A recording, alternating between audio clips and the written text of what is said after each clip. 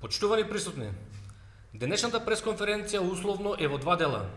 Во првиот дел се осврнувам на планот за колатерална штета на единствена Македонија на изборите и вториот дел да споделам со јавноста факти и докази за изборниот фалсификат спрема единствена Македонија и коалицијата Никогаш Северна, само Македонија.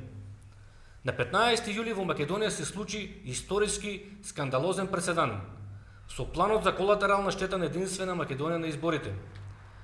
Планот е изготвен од некои го нарекуваат длабоката држава, некои сценаристот, а ние го нарекуваме ѕверот, во содејство со марионетската власт во Скопје. Како председател на единствена Македонија имам силна обврска да проговорам за овој монструозен план на ѕверот. Јавноста виде како потсвеста го издава Заев по изборите, кога во неговите изјави е многу посмирен, кога зборува дека го победил ВМРО ДПМН и Христијан Мицковски, а блика од радост и едноставно урла кога вели дека антинато силите во земјата по изборите се целосно маргинализирани, целосно поразени, со што ја оцртува единствена Македонија. И тука, сакале или не сакале да признаеме, Заев е во право, бидејќи планот на ձверот се оствари и единствена Македонија не е поразена, туку се одело на тоа да биде понижена на овие избори. Ова е болен план на уплашени луѓе кои краткорочно успеа, но долгорочно гледано ќе биде неуспешен.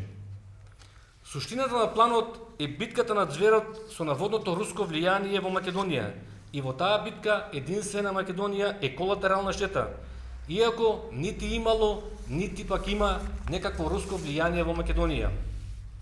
Да потсетам, ձверот не може да и прости на единствена Македонија како предводник на блокот Македонија бойкотира и големата победа на референдумот, кога практично во 20-дневната кампања во септември 2018 година ги победивме заедно со народот, со еден брендиран автобус, со кампања, речиси, во секое населено место во државата. Тогаш, на 17 септември 2018 година, во референдумската кампања лично дојде и представникот на ձверот, американскиот секретар за одбрана Џејмс Матис, и уште за време на летот до Скопје во авионот пред присутните новинари изјавил, цитирам: "Москва ќе се меша. Нема сомнение дека Москва финансира проруски партии во Македонија со цел неуспех на референдумот. Префрлаат пари и спроведуваат кампања за влијание и дека доаѓа во Скопје за референдумот да го струши, како што вели, злонамерното руско влијание или со други зборови да ја струши единствена Македонија, како единствена партија која гледа на светот подалеку од Брисел и Вашингтон и која во тој момент водевме кампања за бойкот наспроти кампањата на марионетската власт во Скопје."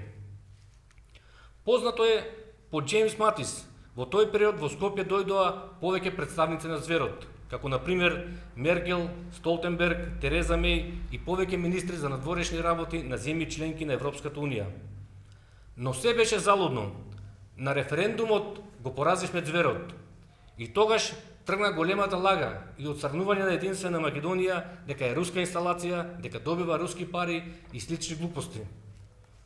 Посебно револтирани биле марионетската власт во Скопје и тогашниот експонент на ձверот во Скопје, амбасадорот Џес Бејли, од нашите две реакции во јавноста на денот на доаѓањето на Џејмс Матис во Скопје. Првата наша реакција беше насловена како "Злонамерното влијание во Македонија има од НАТО, а не од Русија", и втората порака која опативме беше "Извини Џејмс, морално е, овој пат македонскиот народ ќе победи". Патем, 2 години подоцна, дојде потврдата за големата лага за наводното руско влијание. Јавноста е сведок, пред 10 дена излезе акцијата на службата за државна безбедност со кодно име Атлантик, од која се гледа дека службените белешки на тајната полиција за наводни руски пари во Македонија биле од кафеански моабети, со кои го бламирале и Заев, кој како премиер во тоа време викаше дека има силни докази за руски пари во Македонија, но на крај излезе едно големо ништо.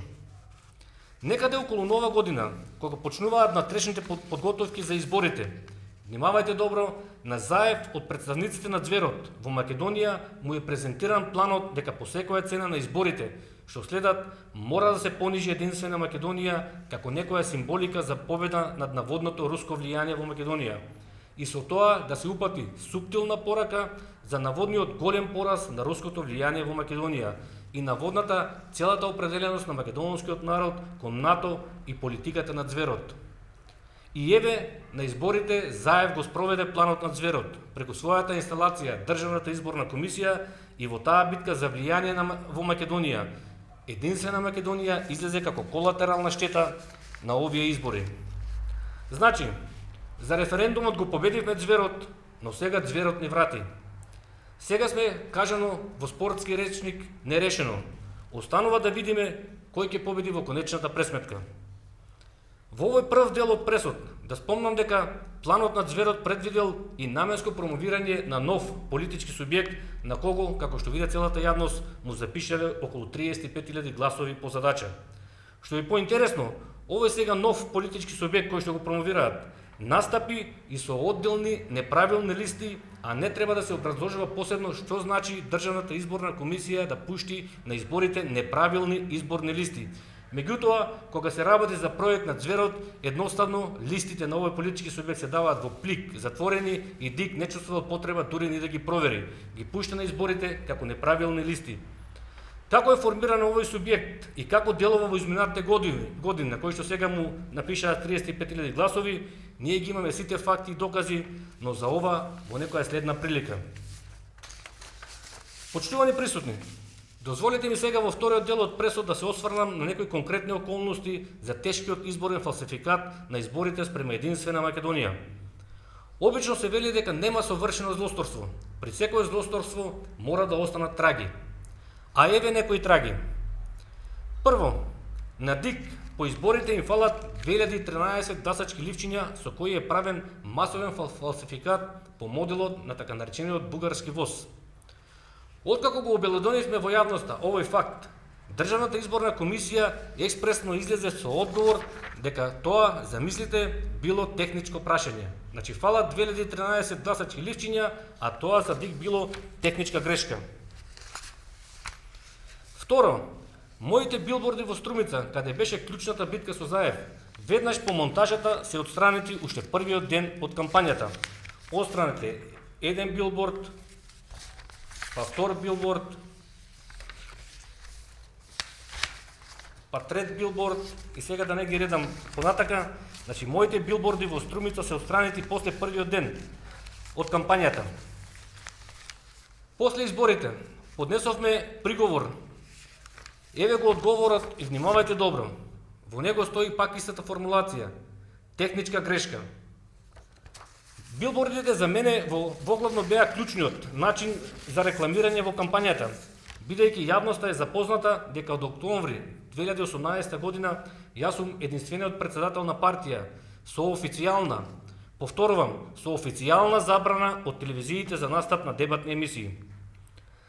Трето, добивме фрапантен податок од терен дека дури 24.066 гласачки неважечки ливчиња се однесувале на редниот број 11, што значи дека тоа се наши гласови, односно гласови на коалицијата Никогаш Северна, само Македонија.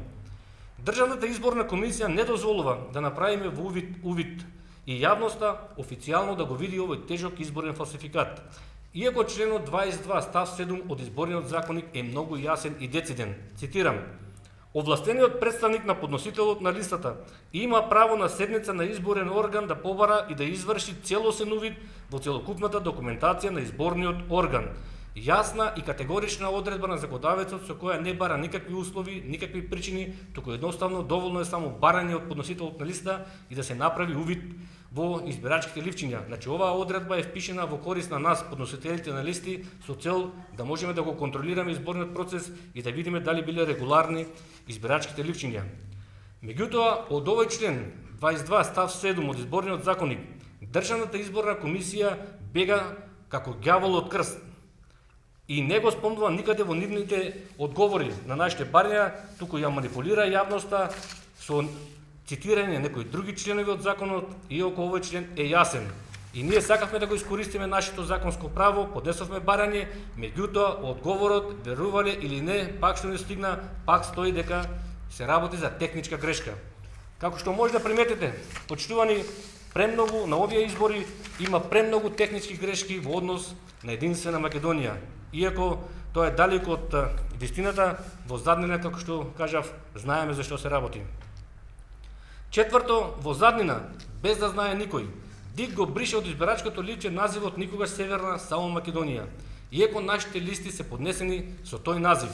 Дури на 65-та седница на Државната изборна комисија, официјално на записник, потврдува дека ние сме со назив никогаш Северна, само Македонија.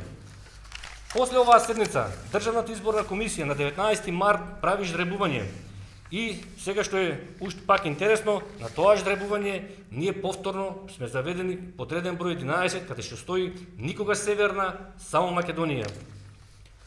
Шесто, на официјалната страна на Државната изборна комисија, листите се објавени пак како никогаш Северна, само Македонија.